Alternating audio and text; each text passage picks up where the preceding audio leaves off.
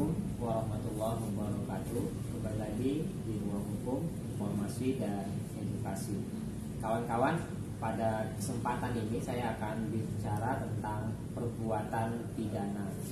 Perbuatan pidana atau yang sering disebut dengan kejahatan, yang artinya seorang itu melakukan kejahatan. Kejahatan di sini apa saja, kawan-kawan? Baik yang ada dalam kitab undang-undang hukum pidana maupun yang ada di dalam peraturan perundang-undangan yang kaitannya dengan pidana. Nah, jadi perbuatan tersebut tadi dilakukan oleh seseorang atau di dalam hukum pidana ya itu dinamakan dengan strafbarfeit ya atau perbuatan pidana. Jadi perbuatan pidana tadi seorang yang melakukan kejahatan. Misalkan di sini ada seorang mengambil barang kepunyaan orang lain. Nah, itu yang dinamakan pencurian. Terus tadi ada orang yang melakukan kejahatan atau perbuatan penganiayaan. Ada orang yang melakukan tadi pembunuhan dan seterusnya. Nah, itu yang disebut dengan perbuatan kejahatan atau perbuatan tindak pidana ya, atau tadi kejahatan-kejahatan yang dilakukan oleh seseorang. Dan perbuatan-perbuatan tersebut ini tidak boleh, karena tadi ketika ada seorang yang melakukan, maka dia di sini akan melanggar aturan yang ada baik dalam KUHP maupun di dalam undang-undang. Nah, itu kawan-kawan terkait dengan perbuatan pidana ya atau strafbarfeit ya. Kalau dalam KUHP itu dinamakan dengan perbuatan pidana atau tindak pidana. Terus kawan-kawan, di dalam hukum pidana itu ada istilah namanya subjek tindak pidana, subjek hukum. Subjek hukum itu ada dua. Yang pertama itu orang, yang kedua itu badan hukum. Nah, kalau di dalam kitab undang-undang hukum pidana, yang pertama rumusan tindak pidana dalam undang-undang lazim dimulai dengan kata barang siapa, di mana kata barang siapa ini dapat diartikan sebagai orang. Nah, itu tadi.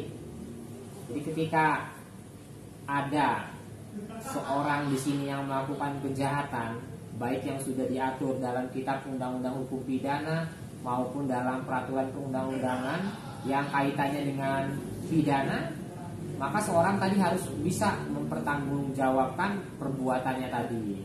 Tetapi tadi kawan-kawan di sini, yuris semua di sini harus memperhatikan ketika seorang melakukan perbuatannya tersebut, ya, tadi harus ada yang menjadi korban di sini. Tadi perbuatannya tadi, ya, ada korban. Terus perbuatan ini melanggar undang-undang. Terus yang terakhir, seorang pelaku tadi bisa mempertanggungjawabkan perbuatannya.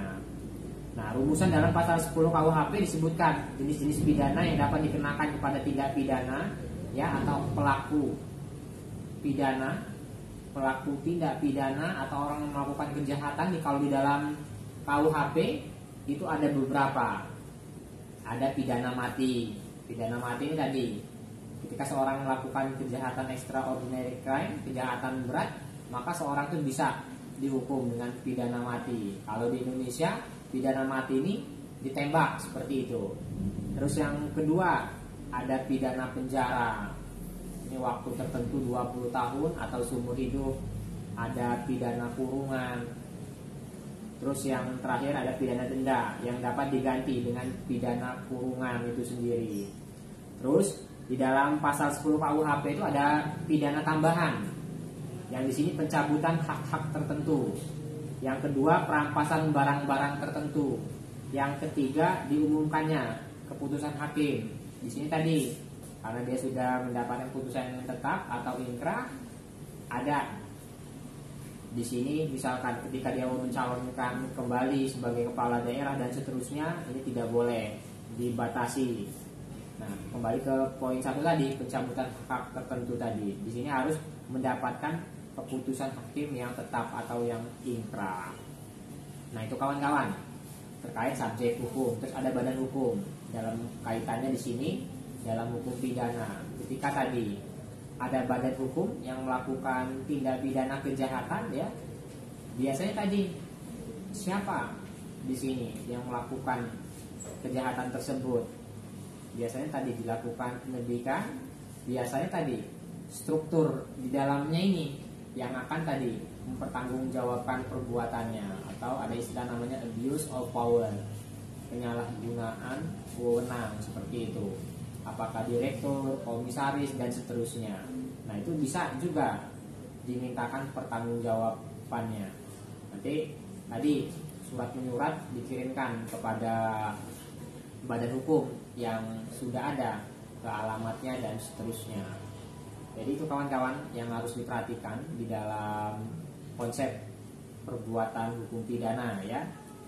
Jadi harus tadi dilihat subjek hukumnya, ada orang atau badan hukum. Terus yang kedua ada perbuatannya tadi apa, baik di sini yang melanggar hukum material, ya, ataupun peraturan perundang-undangan. Terus dari sisi syarat formilnya sudah tadi sesuai apa belum. Yang ketiga, barang siapa di sini seorang tersebut tadi bisa tidak mempertanggungjawabkan perbuatannya dan objeknya seperti apa. Nah, itu kawan-kawan yang harus diperhatikan di dalam perbuatan tindak pidana atau perbuatan kejahatan. Semoga apa yang disampaikan bisa diterima dan bermanfaat. Saya akhiri, fastabiqul khairat. Wassalamualaikum warahmatullahi wabarakatuh.